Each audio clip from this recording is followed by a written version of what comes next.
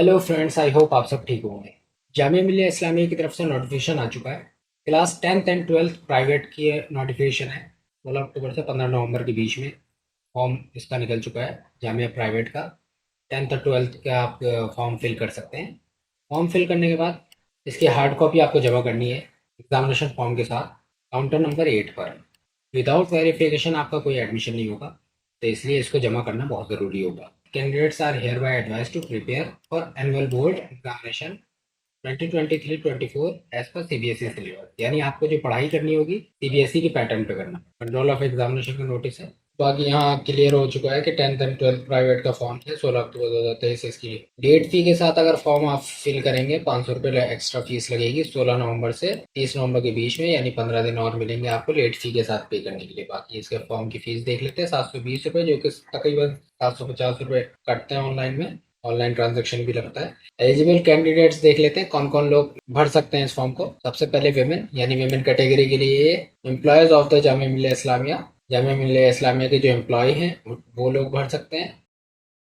Defence personal in uniform उनके लिए है। फिजिकली हैंडीकैप पर्सन, जिन जो फिजिकली हैंडीकैप्ड है जो पर्सन, वो लोग 10th एंड 12th का प्राइवेट फॉर्म भर सकते। Graduate of madrasa recognised by the Jamia Millia Islamia, यानी जामिया मिलिया इस्लामिया से जो मदरसा रिकॉग्नाइज है ग्रेजुएशन के लिए, सिर्फ उनको परमिट है इंग्लिश सब्जेक्ट में फॉर्म भर सकते हैं 12th में। डॉक्यूमेंट्स की बात कर लेते हैं, किन किन डॉक्यूमेंट्स की जरूरत पड़ेगी क्लास 10 प्राइवेट के फॉर्म भरने के लिए। जो भी उन्होंने लास्ट पास किया है 9th 8th या कोई भी क्लास उन्होंने पास किया तो सेल्फ अटेस्टेड कॉपी उसकी लगेगी, फोटो कॉपी। उसका सर्टिफिकेट भी लगेगा जो उन्होंने लास्ट एग्जामिनेशन पास किया सेल्फ टेस्टेड, यानी सिग्नेचर के साथ। In case of non school, अगर वो स्कूलिंग नहीं की है उन्होंने और वो 10th के लिए अप्लाई करना चाहते हैं, तो उनका एक एफिडेविट लगेगा जो फादर मदर के नाम से होगा।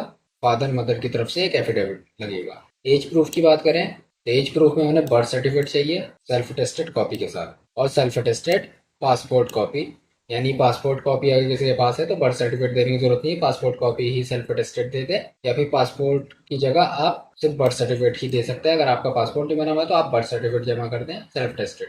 अगर कोई एम्प्लॉय है यानी वो जॉब 10 का फॉर्म भरना चाहते हैं तो वो नो ऑब्जेक्शन सर्टिफिकेट दे सकते हैं, एनओसी, एनओसी कहते हैं उसे। नो ऑब्जेक्शन सर्टिफिकेट दे सकते हैं एम्प्लॉयर की तरफ से। माइग्रेशन या ट्रांसफर सर्टिफिकेट लगेगा लास्ट स्कूल का, जो भी आपने स्कूल अटेंड किया है, टीसी कहते हैं उसे।